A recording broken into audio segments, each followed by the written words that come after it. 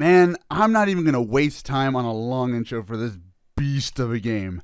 Ladies and gentlemen, welcome to Yakuza 3.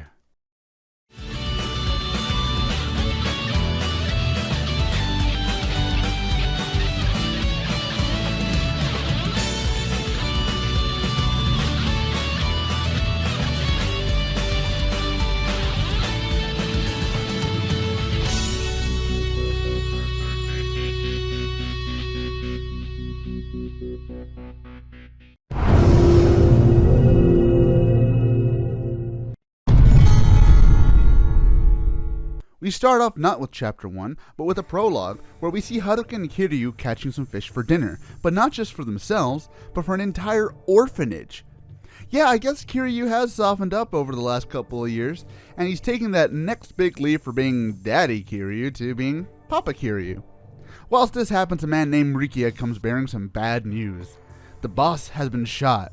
Man, Daigo's already been shot? He hasn't even been on the job for 2 years. Oh wait, I guess it's just someone else completely. Because we also get to see Daigo, who has grown up a little bit since 2, and he's finally gone into the position of 6th chairman of the Tojo clan. And we see him talking about a deal that he seemingly wants nothing to do with. Don't worry, when we get to 4, that attitude will change a little bit. As Daigo heads back into the HQ of the Tojo clan, he is confronted with Kazuma, who is apparently back from the dead. Not only that, but he brings along Albert Wesker. Okay, I know it obviously isn't him, and the joke has been made by literally everyone on the planet, but look at this guy. It's Albert Wesker. Plus, they barely say his name. In fact, they only say his name at the very end, so... Anyways, the mysterious deal that Daigo is talking about seems to pertain to Kiryu's orphanage and the deed to the land that it sits on.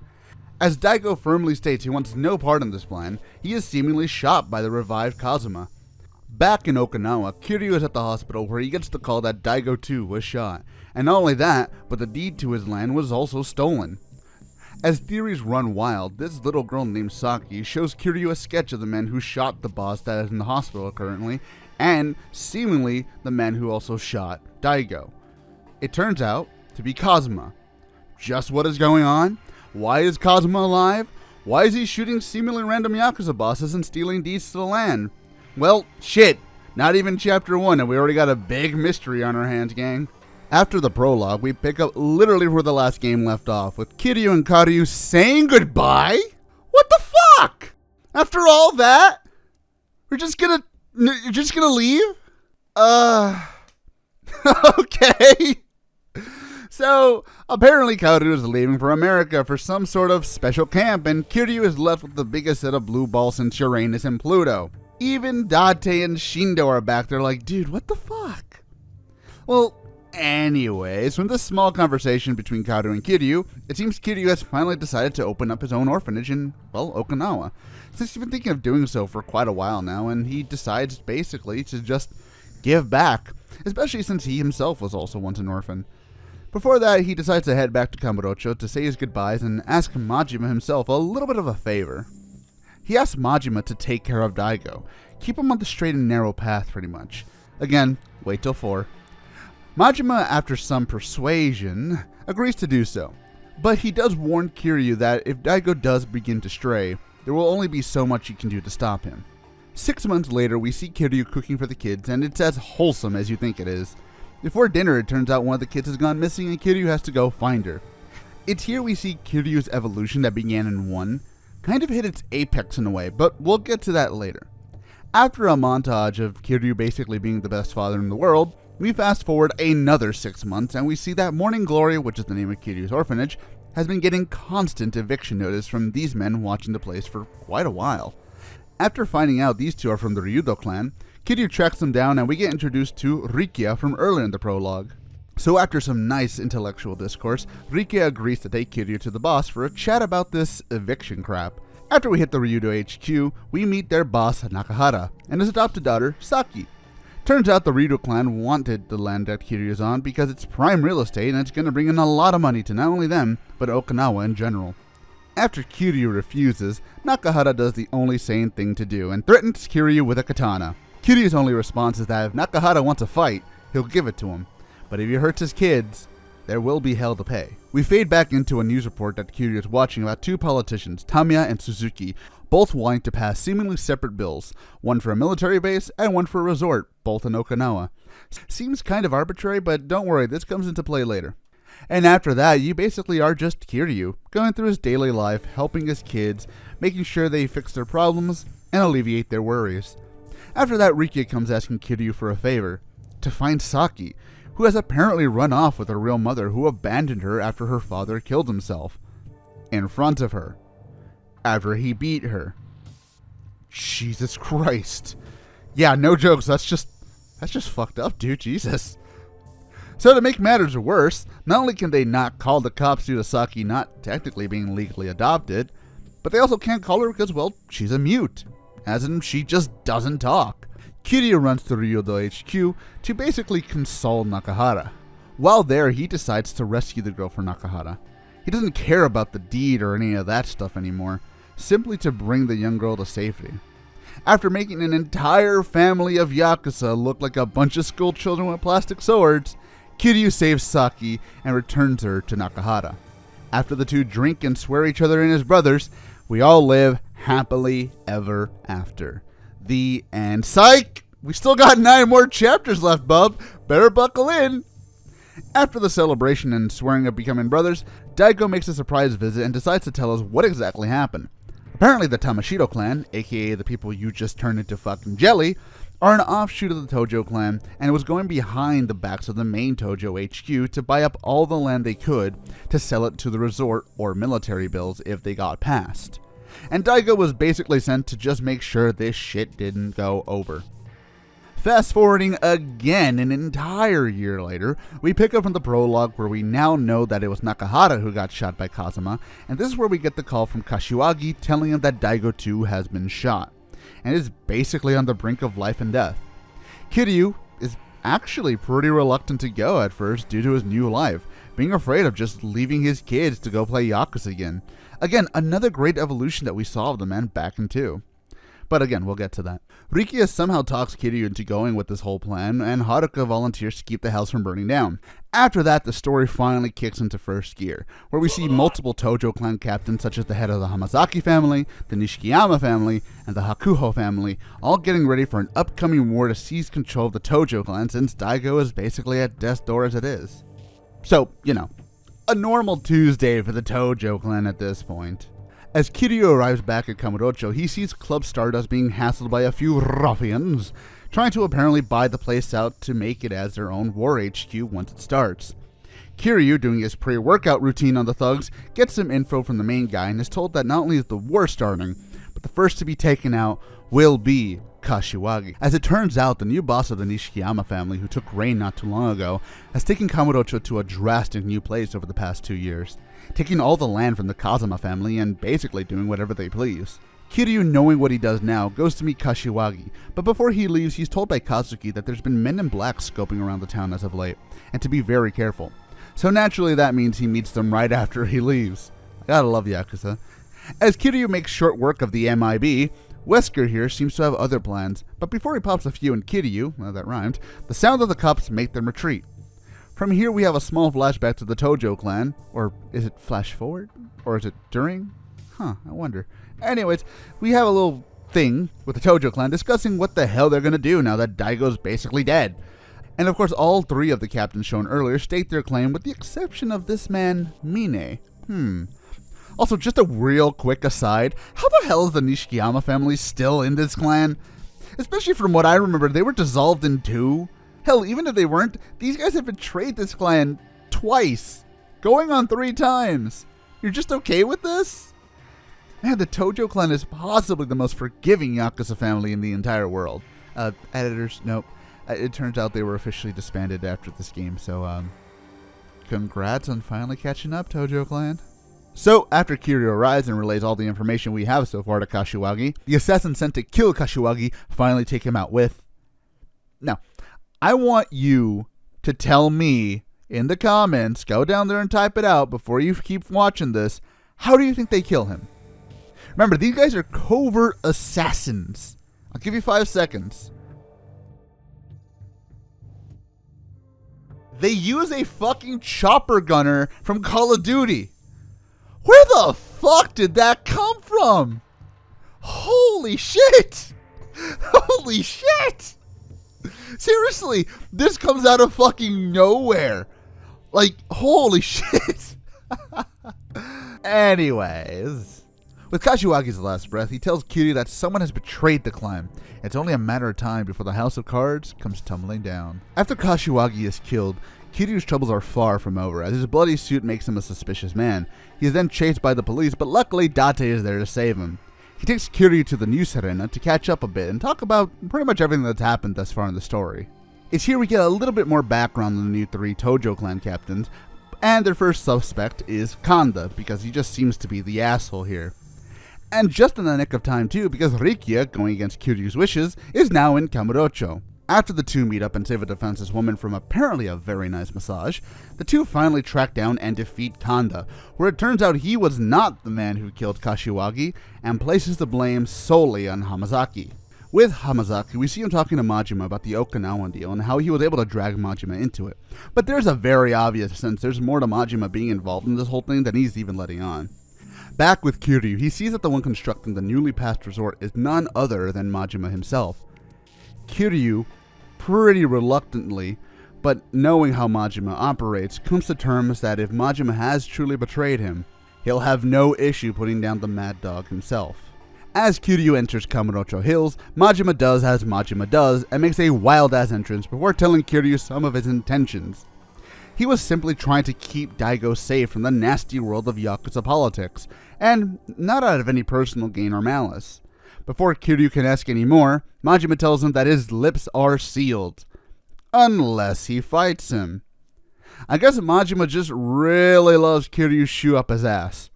Hey, I don't judge, I just recap. Majima straight up tells Kiryu that Hamazaki was behind the whole resort scheme to get Majima and Suzuki both framed, so he can eventually take the land from himself and sell it to the Chinese mafia.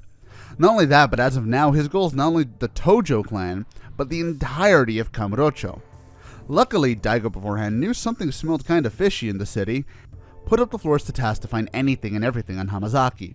It seemed to be fairly normal until Kazuma came into the scene, but before anything else can be discussed, the Chinese mafia, who was mentioned to be working with Hamazaki earlier, invades Kamurocho to find and eliminate Rikia.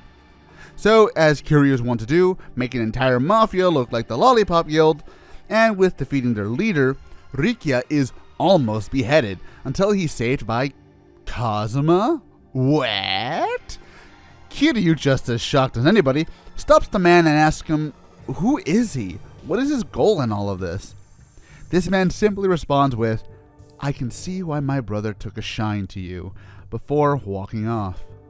As Kiryu and the gang regroup and Rikia decides to go back to Okinawa, Mine comes in to talk to Kiryu and apologize for Kanda's conduct. And what better way to do so than to give Kiryu Kanda's severed head? Mine mentions that his plan is to now bring honor and order back to the Tojo clan, and he leaves with a small tidbit about the Hamazaki clan. The fact that they're basically all dead due to the Chinese mafia taking them out for their failures. Mine leaves Kiryu by telling him that the Tojo clan needs Kiryu, even though he seems somewhat of a coward for leaving it when he did the last time. But as Mine says, his only goal is to make the Tojo clan rise once more. And if Kiryu is at that rise, then reluctantly, so be it. Kiryu then gets a surprise call from Tamiya, the man who's trying to pass the military base bill in Okinawa. He then tells Kiryu to come speak with him, so Kiryu along with Date go to speak with Tamiya about this entire mess. As Tamiya reveals, he never wanted to sign the bill to begin with, but he had to in order to bring out a secret group called Black Monday into the open, so he could take them all out along with their leader, Andre Richardson. How did he plan to do this? Simple. Create buzz over a new military base with a super weapon that could potentially keep Japan safe for decades to come. Well, that's one way to do it.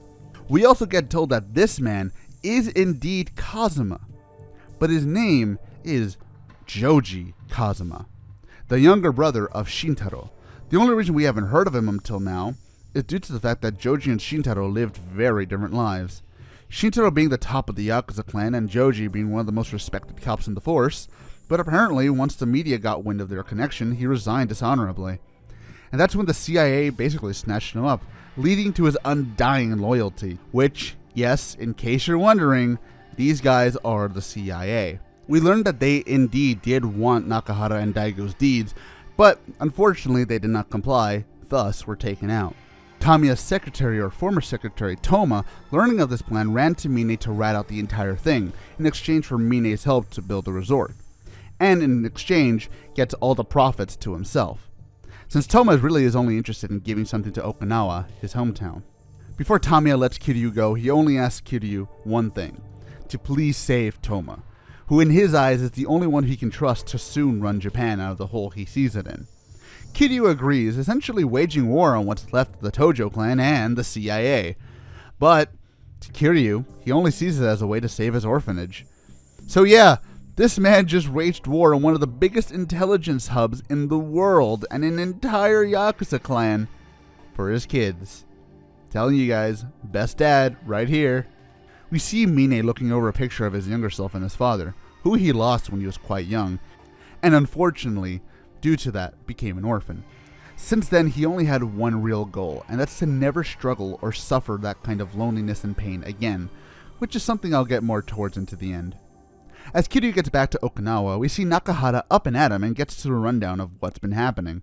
Kiryu then gets one call from Tamiya, telling him that tomorrow all hell will break loose. But first, wrestling, baby! And after that, we get a few more side quests with Haruka. Nothing amazing, but they do add to the relationship between them. Tamiya then calls Kiryu to tell him that he has tracked down Toma and tells him where to go find him. Joji also hot on the trail of Toma and is about to turn him into a worm buffet before Kiryu saves him. Joji and Kiryu then duke it out in a super fucking awesome fight, and Kiryu obviously comes out on top, but by his own admission, just barely. Afterwards, Joji gives his word not to kill Toma, and he'll deal with the consequence. Afterwards, Kiryu and Joji sit down and have a nice little chat. Kiryu asks Kazuma just why he shot Daigo and Nakahara. Joji does confirm that while he was in fact present for their shooting, he was not the one to pull the trigger. It was Albert Wesker, who I will keep calling that until we get his real name. Essentially, none of the shootings were supposed to really happen, but thanks to a mixture of miscommunication along with the instincts of Daigo and Nakahara, it basically led to one thing to another. Joji then asks if Kiryu knows where Daigo is, and that it is a possibility that Mine himself already knows, which could pose a serious danger to Daigo's life. As they continue to talk, Taichi, one of Kiryu's kids, comes and tells Kiryu the bad news. As it turns out, Tamashiro and Mine came and basically invaded the orphanage. Haruka, with the biggest balls in the series, stands up to Mine and gets smacked for her troubles. Mine then orders the orphanage to be destroyed, all while waxing philosophical about how the orphans are nothing but Kiryu's victims of his own selfishness. And of course, we cannot have a climax without someone getting fucking maimed. And sadly, it's Mikio getting fucking Jesus! And with that, Morning Glory is demolished. Kiryu, with a reaction I can only describe as the gates of hell freezing over, runs back to Morning Glory to see the aftermath of the mayhem. Mikio, before passing out, asks Kiryu to save Nakahara, who was taken in the commotion. Kiryu, arriving at the Tamashiro hideout, finds Nakahara surrounded by 4 angry giant bulls. Fucking hell. I mean, hey, after 2 tigers, you can only go up from here. And amongst the ruckus, Rikia is here, having followed Saki after she tried to run off to save her father. Or her adopted father, but that doesn't really matter. Tamashiro, being the little shitter he is, riles up the bulls out of anger, and just when all hope seems lost, Saki finally yells out for her father, which gives Nakahara just the boost he needs to be a fucking beast. Look at this guy. He tosses the bull like a piece of shit. Damn. And so he leaves Kiryu to fight Tamashiro, while he himself distracts the bulls because he's fucking awesome. After the fight has been won and everything seems fine, Kiryu makes plans to go to Tokyo to save Daigo. But sadly, the Yakuza gods do not allow happiness without sadness. Tamashiro takes a shot at Kiryu, which unfortunately lands, but not at Kiryu, through Rikia. Before Tamashiro finishes the job, they are saved by Joji, but it seems the wound is far too severe. And in a few last words, Rikia sadly passes away. Mine, on his way to Tokyo as well, loses his shit at his officers trash-talking Daigo, which is pretty odd for someone who's gonna apparently kill him, or is he? Kiryu with Haruka in tow walk into Kamurocho, with Haruka asking Kiryu why he brought her along when usually this kind of thing would be too dangerous. Kiryu does admit that this may be in fact his last hurrah. He may in fact die here. This time around is a mission so dangerous that at any moment he could just drop dead. So he just wanted to see the town with her one last time if it really does happen. Afterwards, Kiryu arrives at the hospital to some pretty heavy opposition. But after disposing them like babies, he reaches Daigo's room to find it almost empty. I say almost because he comes face to face with Albert Wesker. The two have one final fight before Kiryu can reach the rooftop, where Daigo's almost lifeless body remains. Once there, Kiryu and Mine have one final conversation, where Mine explains himself and his motive. Mine speaks about the admiration of Daigo as the only man who never betrayed him, the only man who ever believed in him. He explains that as an orphan he was alone, he struggled, he could barely eat or survive, and sleep was a luxury. And it was then he decided his goal in life was to be rich. Richer than anyone could imagine, rich enough to buy whatever he wanted, whenever he wanted. Until the day he reached that goal, he came to a realization. How empty he was, how even with all this money he felt nothing, he felt alone. That's when he heard of the Yakuza, a place where bonds are true, where blood doesn't matter because you are all brothers, where honor is currency. He wanted to see how true it really was, so he bribed his way into it through Kanda. Now his goal was to be at the top, with no one in his way, to have the power to never feel the same empty feeling ever again. Mine, if anything, wants to now kill Daigo as a way of messed up mercy, since he's more close to death than he is to life in his current state. Kiryu trying to talk sense into Mine causes him to snap, asking Kiryu why he would ever stoop so low for anyone who wants his help, why he tries so hard to help everyone with no need for money or power, why he simply just decides to live. Kiryu simply states that for all of his big speeches of loyalty and greed, he is no better than the men who left him behind, the men who he hated, the greedy simpletons he thought he left all those years ago. But before he goes any further, Kiryu then understands simple words won't reach him anymore. The only way to talk to a man's soul is through his fists. And that is exactly what he intends to do. After Kiryu defeats Mine, both are pretty worse for wear. Mine, however, finally begins to understand Kiryu, his philosophy, his point of view. And as Kiryu helps Mine to his feet, the CIA come to crash the party. But as Mine reveals, they weren't part of the CIA, and that Albert Wesker was Andre Richardson, the leader of Black Monday. As Richardson is about to kill Kiryu and Mine, Daigo, with I assume a toughness triple Z he had up his ass somehow, jumps out of his medical bed and shoots the fuck out of all the Black Monday goons, including Andre. But Richardson isn't down for the count just yet. However, Mine, in what seems like tradition at this point, sacrifices himself to save Kiryu and Daigo. In all honesty, a pretty brutal way, all things considered. Joji then comes to take Kiryu and Daigo to safety, where Daigo simply asks if Mine was the traitor. Kiryu looks him straight in the eye and tells him there's no way Mine could ever betray them. As we fade to black, we see Kiryu saying goodbye to Yuya and Kazuki, as he and Haruka prepare to go back home, when suddenly, Hamazaki appears in front of Kiryu. As Kiryu tries to reason with a crazed Hamazaki, Hamazaki does what any sane man would, and stabs Kiryu in the middle of the street. As Yuya and Kazuki apprehend Hamazaki, Kiryu is left bleeding on the road, and we fade to black. And the credits roll. Yeah, no shit. Yeah. I'm just kidding. After the credits, we see Morning Glory is back to its former glory. Mikio is okay from getting a sledgehammer to the back of the skull, and all the kids are just happily playing. And yes, we see Kiryu nice and patched up, because of course he isn't gonna die. Fuck's sake, we've seen this man take on the CIA, the Tojo clan, a secret organization, and 4 angry-ass bulls in one night. You think some pussy-ass knife is gonna kill him? Please. And they all live happily ever after. The end. Well, goddamn, what a ride that was. Hell, there was so much to talk about, I didn't even have a chance to slip in a Haruka gets run over joke. God damn it. But in all seriousness, this story is pretty good. Not to the same bar of 2, but that's a pretty high standard.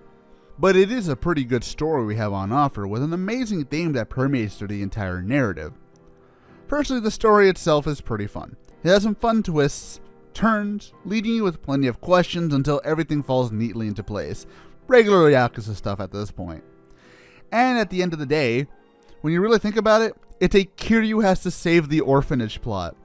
It's just the most batshit version of that story you can tell with this kind of medium, and I really liked it. It gave us something new to play around with, and the exclusion of the Yomi Alliance in this game is mostly a good idea because they keep it strictly to the Tojo clan, which we already know had a rocky foundation from the first 2, and we almost see it fully collapse here. So it's nice to actually pay that off without just having it be forgotten about. Another thing I loved was the theme of this game. The theme of blood does not equal family. Throughout the entire game, you get this message from multiple characters of them being adopted or raised or looked after by someone else that isn't their relative by blood, and this game teaches you that it doesn't matter. Blood doesn't mean anything. What matters is the bonds you share, the love you have for each other. That is what a family is at the end of the day. Or, to put it another way, he may have been your father, boy, but he wasn't your daddy. And yeah, it's pretty heavy-handed at some points, I will admit, but the way it lets itself weave into the story is very well done for the most part, and with something like Yakuza, where it's basically surrounded by this kind of theme, it's kind of shocking we never went for this before. I like the fact that even some of the sub-stories in this game have this theme. It's pretty cool. Honestly, I really, really like it. I should mention that this story does have one issue that permeates it. An issue that I believe a lot of people ran into the first time playing this. And that is, the pacing is all over the place. Granted, this is nothing new for Yakuza, but with 3 it feels much more like there's plenty of, okay, I get it, let's just move on, come on, kind of moments. Especially with the Morning Glory kids. But if I may play devil's advocate for a second, I have to defend the intent of these missions, and that is to build up the relationship between Kiryu and his kids. Sure, you could just front load it with all that stuff from the start, but then the game would take forever to get into, so I think the way they did it, it's better than what they could have done. Plus, I won't lie, once you get to the point of the story where Morning Glory gets destroyed, it actually does get you very emotionally invested. Yeah, these kids have annoyed you, these kids have run you up the fucking wall with all their bullshit, but damn it, nobody hurts my kids. And it's done in a way that's so subtle that I honestly didn't even notice it. You get so attached to these kids that by the end, you feel like you want to see them all succeed. And honestly, who better to do that through than Kiryu? And speaking of Kiryu, this game gave us what I mentioned earlier, the final evolution of Kiryu's character. The man who felt like he had nothing left in Yakuza 1 after Nishiki and Yumi died has grown and matured into a man who loves his kids, has accepted his past, just wants to make sure that the people he has around him grow up to live fulfilling and happy lives. He's come a long way from the first game, and he now just wants to be at peace. Simply at peace. He's not empty like the villain that we'll get to. And because of that, you feel a lot more that what he feels, even more so than the first 2. Because this time around, you get to see how he reacts to the loss of something he's worked his ass off for. Not only that, but just how angry he can get when you fuck with his family, with his children. Take, for example, the moment, as I mentioned earlier, where he sees Morning Glory destroyed, and all the kids are crying, cowering in fear. At this point, you do feel the same way he does. You've spent so much time with these kids, taking care of them, that you can't help but think, how dare this pompous rich boy comes in and try to hurt my kids? How dare he destroy their home, leave them with trauma? I'm gonna kick his fucking head in. And you feel every bit of that. Honestly, if I had my way, this is probably where I could see Kiryu finishing his story. He has no more need to come back in a sense. He's fully grown. He's paid his debts to the Tojo clan tenfold. He's put his neck on the line for his kids multiple times. And he's finally reached what I see as his apex, his final stop. And honestly, it's probably one of my favorite iterations of Kiryu in the entire series. It would be a nice reward to just have him stop here right off into the sunset with his family. But we'll get to the problems that comes with when we hit 5 and 6. There really isn't too much to say on Riki other than he's just a cool dude. He's awesome as the bro character you hang around with and really come to connect with as the game comes along. In fact, from the very start, you see he really isn't a tough guy. He's just trying to live up to his potential as a Yakuza. But he's just a goofball. He just wants to have fun, watch life happen. And honestly, it makes his death feel a lot more heartbreaking because when it happens, you feel like you hardly got to know him. Like you didn't get enough time to hang out with him. You want to keep going. You want to go to a bar with this guy. And he just got snatched away. In fact, it was kind of shocking when he died because this guy is so likable you thought they'd save him in the end. And while no, he isn't as interesting or as engaging as Kaoru was in the last game, he's still a great sidekick to play off of. It's just sad he doesn't come back. Well, his actor comes back, but let's not talk about him just yet. Mine is an odd villain. On the outside, there isn't too much to him. He's simply an overly ambitious corporate suit. But as the game goes on, you can see glimmers of something deeper. And in the end, it really does kind of bring it all to a head. In a way, Mine is like the anti-Kiryu. A man who, unlike Kiryu, craves to fill the void in his life. He has nothing despite being a millionaire. He has no one despite being the leader of his own clan. And it's such a weird idea for a villain that I hesitate to even call him a true bad guy. If we didn't have that scene with him destroying Morning Glory, he would just be a really sad, depressing case of a man who doesn't know what he wants or how to get it.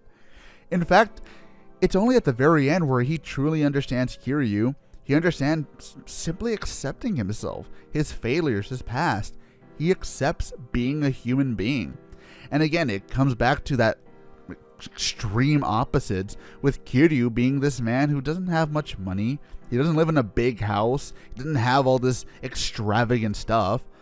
But he has people who loves him. He's happy. He loves doing what he does.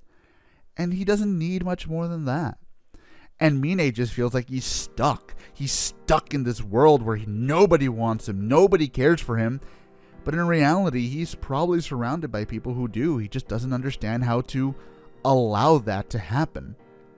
And honestly, it's really interesting. If there was just a little bit more, he probably would be a very, very, very good villain. For now, he's just an interesting villain. He's nowhere near someone like, say, Ryuji, but of course, we've only done the first 3 games, so I'll put him in second place just for now. Fuck you, Nishiki. As for the rest of the cast, they're just okay. They don't grow or become any more relevant to the story, so there isn't really much to talk about them, sadly. I will say, though, come Yakuza 4, this section may just take over the story recap for sheer duration. I'm just saying that. Shit, just wait till we get to 7. Starting off with the graphics, because that's the first thing that smacks you when you start the game. And by God, it's gorgeous!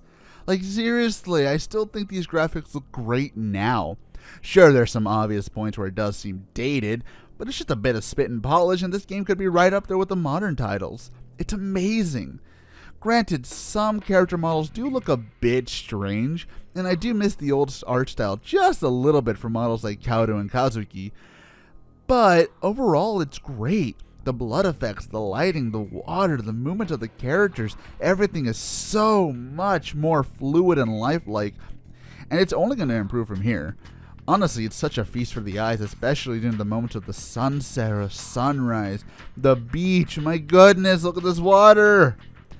RGG Studios seriously bumped up their game for this installment, and it's very much appreciated. As I said before, I still think with some tweaks, this looks right up there with the modern games. And before someone tells me that these are the remasters, trust me, I know.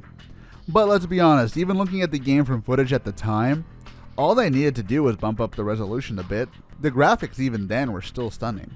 I think my only complaint, which I shall say is more of a nitpick, not a complaint, I do miss the grittier feel of the first two games, which does technically come back in 4, but I feel once they jumped to this new graphics engine, it never really felt the same way of grungy dirtiness the older games did. Granted, I still like the new game style, it's just a personal thing that I can fully admit that. But good shit all around. Are you tired of me saying how amazing the music in this series is yet? Yeah?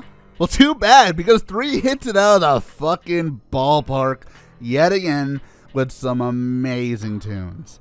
And I mean, every track is a winner here, folks.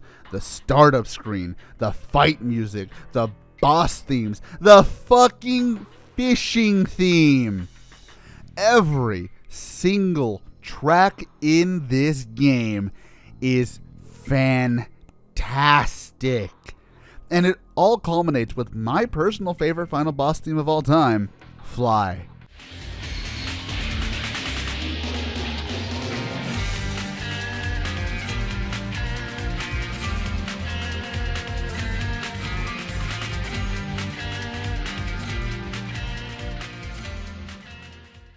Such a great song, full of emotion, full of heart.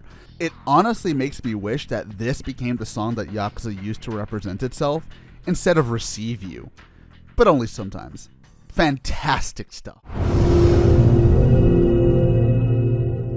The exploration in this game is leaps and bounds above what 1 and 2 had. For starters, no more fixed camera angles! Oh, Jesus Christ, thank you! And secondly, thanks to this, you basically have a much easier time to defend yourself or flat out ignore random encounters in the streets, where in the previous game you were basically at the mercy of the camera and, well, fuck you, better get used to it. Thirdly, the game just feels bigger. There's so much to do, which we'll get to at the extra bits, and it just feels more vibrant, more alive. And again, it just feels good to walk around. The best part about it is just how different the maps are. The small, intimate Okinawa and the busy, never-sleeping Kamurocho. They do feel like just extremely different towns, very different people. And I know, and I'm not just saying that, they feel like 2 different towns. It's great. I don't know how they got it so well down pat to feel like 2 legitimately different places, but they did it. The only real thing I could have any sort of problem with is Kiryu's speed. He could be a little bit faster, but I'm not going to hold it against the game that much, so yeah. So, I know what you're asking. What's the fighting like? Has it improved since 1 and 2? Has it removed the issues from 1 and 2? Well, let me tell you. The fighting in this game has improved immensely. No longer are there these weird janky hitboxes. No longer are there multiple times where the lock-on decides to lock on to a fucking phantom. No longer are there dog-piling motherfuckers all over you. It's all smooth, all in sync, and to add more to it, it's fast. Really, really fast. Hell, from the start of the game, you have the sidestep and pretty much every move you could get from Yakuza 1 and 2, with some exceptions. Plus, this game gives you the Kamaki skills, and these things called revelations, which are optional, sure, but they are so easy to do, and so easy to find, that you'd be an idiot not to find them, especially since it gives you one of the best finishers in the game. Oh right, I almost forgot, this game gives you 3 different finishers. Don't like one? Do the other. Want to make sure Minnie doesn't get back up? Give that sumbitch the hell's gauntlet. So much of this game is left up to the player to decide how to go about things. You can be a weaving jabber, a combo master. Hell, just use weapons. This game introduces weapons that are not only great on their own, but a system in which you can upgrade and evolve them into better weapons that shred through enemies and bosses. It's fantastic! Now, this is where I'll lose some viewers, but I have to speak on this with some semblance of advocating for the devil. I have seen up and down about how the fighting mechanics in this game are garbage. how it's too slow, how it's too heavy on dodging, how poking's too many times, the enemies just block and block. And what I say to that? It's a fighting game. In fact, many of the boss fights feel one-to-one like Virtua Fighter fights, only in a 3D space. With poking and picking your spots, combo extenders, hell, even a system where hitting an enemy into the wall can lead to insane juggles and combos if you do it right. And I know some people will bring up the blocking as an issue, but guys, look at my footage. It's not hard to get around the blocking. Either break the block using heavy attacks, grab them, or do this thing called sidestepping to the back. Your sidestep in this game is fantastic. It's easy to get around if you're not impatient with the enemies, and guess what? The enemies will eventually attack you and leave themselves open. Or you can manipulate frames, or you can dodge at the right moment. And the bosses and enemies will essentially be easy picking, even on the harder difficulties. Again, it's like a fighting game, and you have to treat it as such, and not just like mashing buttons like some insane chimpanzee. Again, this game opens itself up wide for you if you don't just go in with just this mindset that it's going to be like 1 and 2 where you can just mash buttons, or like this mindset where you're like in 0 where you can just spam this attack over and over and over and over again.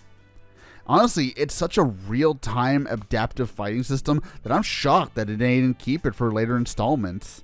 So I think the complaint comes more from people not being patient enough and less the game being broken. But again, this is coming from me, who plays fighting games on a regular, so I'm just used to this kind of gameplay. And honestly, I think it's one of the best systems that they have ever implemented. But who knows? Maybe I'm just insane. So this game has everything you know from 1 and 2. The fight club, the batting cages, the gambling, the bowling, the arcade, the bitches, the UFO catchers, the sub-stories, and now includes fishing, more arcade games, the revelations I mentioned earlier, baseball, chase sequences, and now with the remastered new costumes, Haruka's affection, and, oh may I add, the karaoke. Number 3 is where the karaoke finally came in. Now, while it's not as crazy or as robust as the other games would get, it's nice to see its humble beginnings. You know, I just realized this list, it's going to be long as fuck when we hit 7. Oh my goodness. As an entire package, Yakuza 3 is a worthy successor to Yakuza 2 in some places, and does fall flat in others.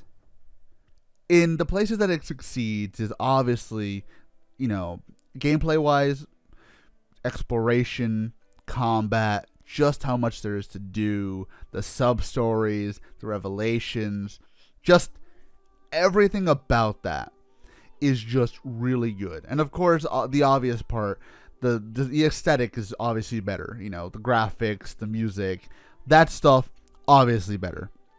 But where it does fall flat, for me at least, is the story. And it's not bad. In fact, I wouldn't even put it in my top, like, in my bottom 5, really. I wouldn't even put it that low. But I would say that of the Yakuza games that I've played so far, it is definitely below 2. The 1 still very much keeps that bottom. It very much keeps that bottom. But with that being said, I do still think this game has so much to give. It has so many merits, so many fun moments, a legitimately great fighting system that I just can't get enough of. And it's something that I think everyone should experience after playing 1 and 2. Because this game, again, as I said before, this game does have the best fighting system, at least up to now. And I still think it has a good fighting system, if I may spoil it, past 4 and 5. Hell, even 6 and 0. Yeah, I know that'll get me some fucking hate, but it's true. I think that this game's fighting system is phenomenal. And I think it excels past what certain games will give later. I just think that the story is a little too slow, and I think that the story itself while it is a good story, it could have been told in a much less padded out time. But again, as I said before, I do understand that a lot of that has to do with trying to build relationships with the children of Morning Glory, and also just to try and excel Kiryu's character development. I understand that, but I do think that there's still some stuff there that could have been taken out for pacing and brevity. But overall, still a great game. I'm going to put it right in between, right here, between 1 and 2. Right under 2, but right above 1. But now, here's where the fun begins. Because now we get to 4, 5, and 6. Now these games I like to call the divisive trilogy. Because you either love these games, or you hate these games. I'm not going to say anything about them, but if you are in the Yakuza fan base, you know that people either love or hate these games. Especially 5 and 6. Especially 5 and 6. But we'll get to that. Oh, I almost forgot Zero. But Zero is its own little beastie that we'll get to that boy. We'll get to him soon. But overall, that's all I got. So, thank you guys for watching. I know this was a hell of another video. Honestly, at this point, this is going to be like a 7-hour retrospective. But if you guys liked what you saw, if you liked what you got out of this, all the information, as they say, then give us a like, give us a comment, give us a subscribe. And hey, check out these other videos. Phil just started doing some. Jay's got a new one out here. And hell, maybe also look at the other Yakuza game reviews that I've did. I haven't just done Yakuza games. I actually did the Yakuza movie not too long ago. So if you want to check that out too, it's right there. Not good, but hey. Well, my review is good, but the movie isn't. So, there you go. But yeah, so, see you guys for Yakuza 4. Bye.